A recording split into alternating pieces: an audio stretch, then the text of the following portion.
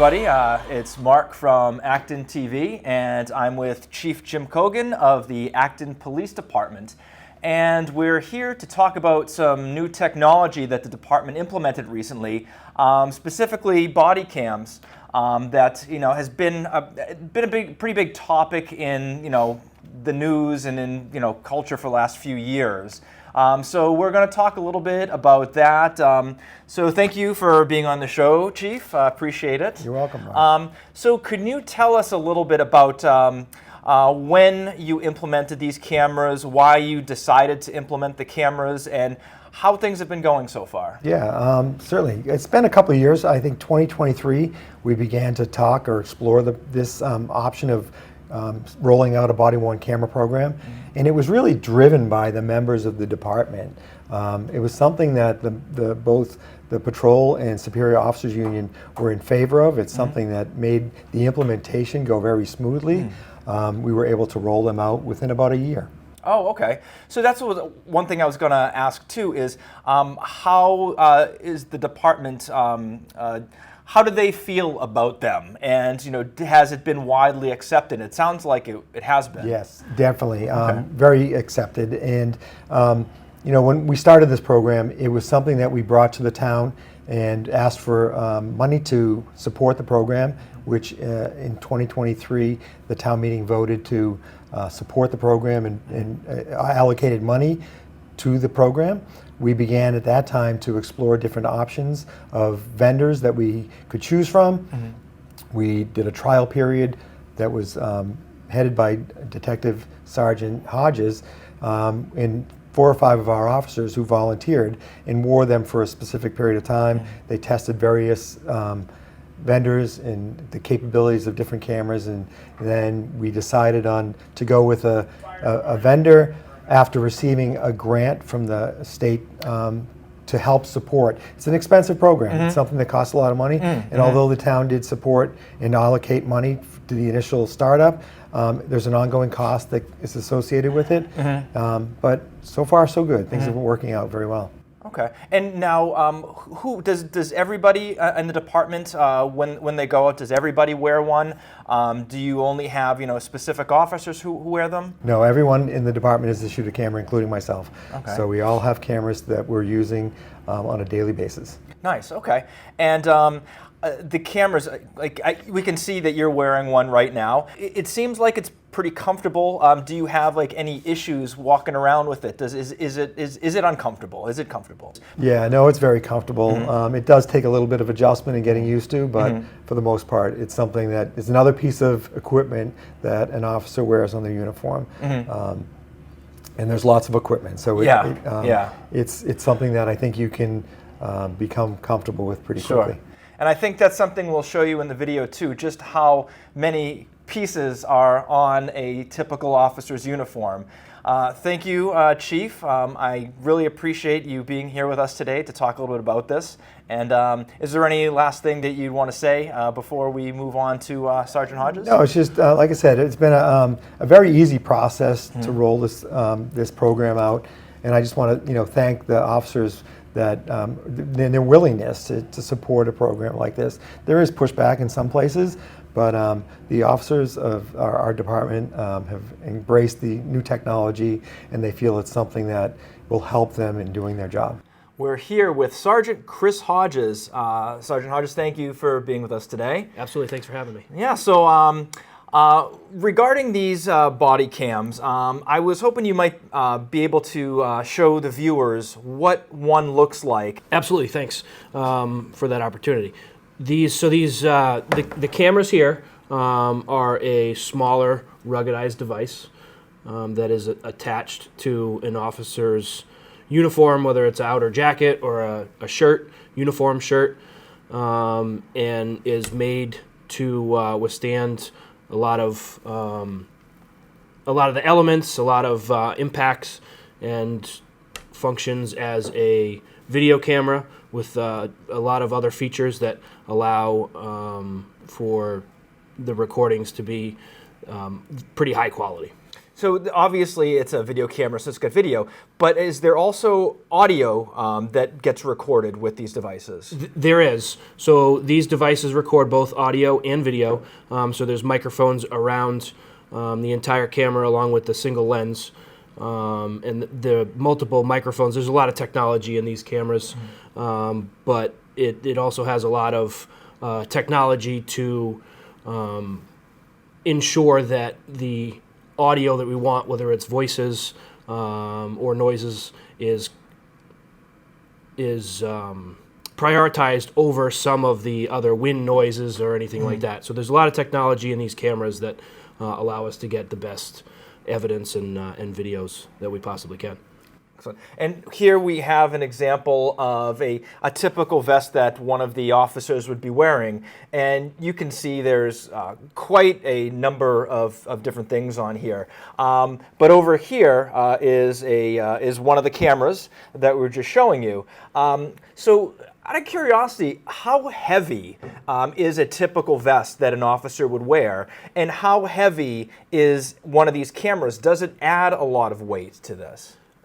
The vest carriers that we have here are originally designed to remove a lot of the weight from officers' belts and hips and get it on their shoulders. So there is a lot of weight that goes along with a lot of the police equipment.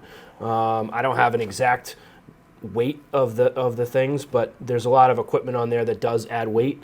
The camera itself is fairly light for the size of the device, so it definitely adds a little bit more weight to the vest and to the equipment that we have to wear, but it's I shouldn't say that it's really a significant amount. Okay.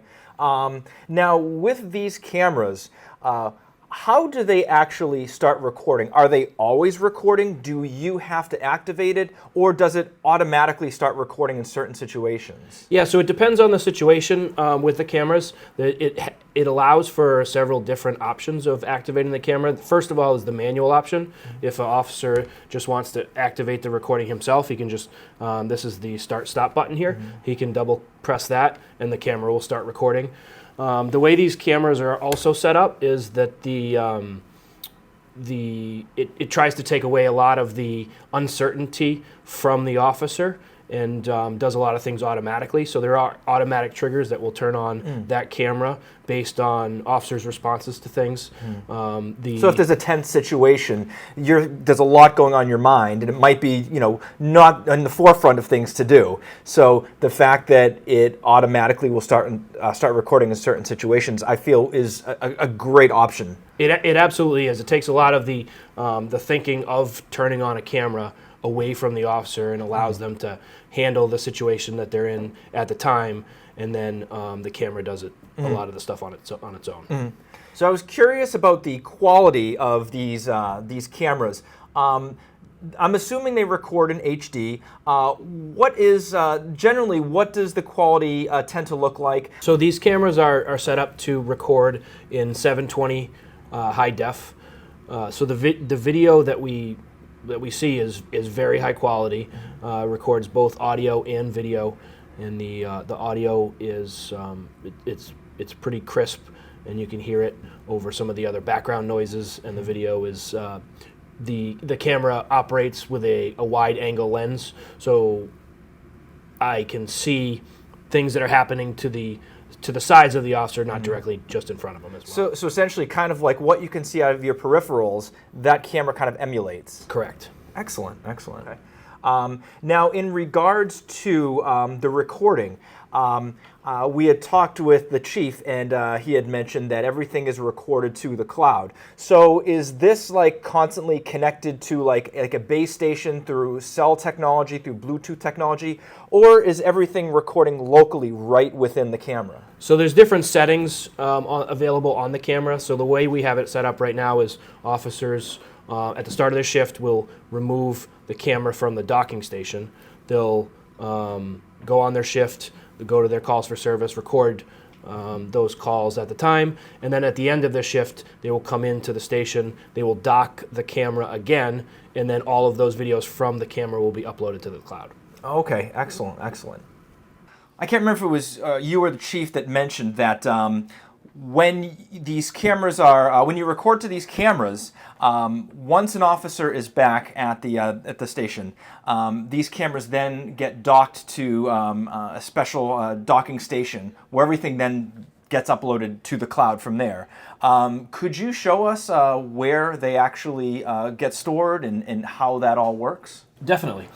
So this is our storage area for our body cameras. So right here we have individual docking stations where each camera that was issued to an officer starts during the shift.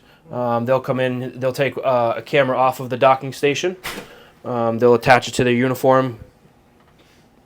They'll complete their shift, making recordings during their calls for service. After the shift is over, they'll remove that camera from their uniform and just dock it in the station, and that's when those videos are then uploaded to the cloud and the evidence platform. Mm-hmm. And so do each of these cameras, are each camera like specific to a certain officer, or do you just come in and take whatever one is available? No, each camera is assigned to an individual officer, so they have the same camera for every shift, and then we have some spares in case anything goes wrong. Okay. And now, are there other pieces of equipment that that work in conjunction with these cameras? So the technology in the camera actually allows us to activate this, like we said, automatically with some of our weapon systems, including our tasers and firearms, when those are drawn from the holsters, as well as the technology with the tablets inside of our marked patrol cars. Oh, okay. All right. So we're outside. We've got one of I guess this is a brand new F-150 EV pickup. It is. We just we're about to roll this thing on the out on the patrol shifts and get it out on the road. We're excited to move to this type of vehicle. Yeah. So is this the first electric vehicle that the department has had? So we have another electric Mach-E that we use. So this is our second electric vehicle for the police department. Excellent. And it's all outfitted. You got so we had talked about the fact that these body cams also connect to the cameras within the vehicles. So how does that work? Scenario: you're pulling up to someone for a speeding violation possibly. How does it work, the communication between the body cameras and the vehicle camera? So in the situation of a motor vehicle stop, the cameras inside of the marked cruiser are activated by activation of the light bar. So when the officer turns on the lights to initiate a motor vehicle stop, the cameras inside of the cruiser will automatically activate. And the officer's body cameras are linked via Bluetooth to the equipment inside of the car. So when the lights turn on, that sends a signal to the cruiser camera to turn on, and it also sends a Bluetooth signal to the body camera, which also activates it, just based on the light switch. And how long does it know to record for? So the recordings take place from that initial activation until the officer manually turns them off. Okay. Can we take a look at what these cameras look like in the vehicles? Absolutely. So the camera is mounted on the windshield of the cruiser facing forward, and it also operates with a pretty wide angle lens, so it gets a lot of the video from the front of the car and off to the sides. Okay.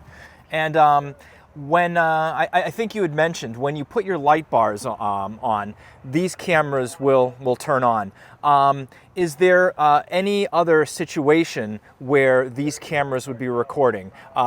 If an officer forgets to put on the light bars, for instance, is there a manual operation start recording, or is there something else that you might do where the camera would just start recording? All of these cameras have multiple different activation features. So with the lights, they do start turning on. You can also manually turn the cameras on using the the tablet here, all of these buttons will activate the camera. There's also buttons on the camera itself that will activate. So there's multiple different fail-safes. There's also some other signals within the vehicle, including a crash detection sensor that will automatically trigger the cameras to turn on. Okay. And are these cameras similar to the body cameras where you have to take them in and put them in the docking stations for them to upload video? No, these are directly, all of the videos are directly sent from the cruisers into the cloud using cell phone connectivity through a modem. Oh, wow. All right. Okay. And I guess finally, just to wrap things up, is there like any last word that you like to say through like either your experience with them or any excitement about actually implementing these within the department? Yeah, no, I think the cameras in law enforcement are really starting to be expected by the public, and I think the accountability and the transparency from the department is very important. But I also see, especially here in Acton, we have a lot of good officers that are doing a lot of good work, and I think having these cameras showing them doing that good work, I think is really good for them and to support the officers that we have here. Great. Well, thank you so much for your time, Sergeant. I really appreciate it. And for all of you watching, I hope you got to learn a little something today about the new cameras that the police department has implemented. And if there are any questions, is there like an email address or a website that the public could to reach out to you? Definitely, they can go to the police department's website that's linked to the town's website, and our email address is police@actonma.gov. Excellent. So there you go. Hope you enjoyed this episode of Acton in Focus, and we'll see you next time.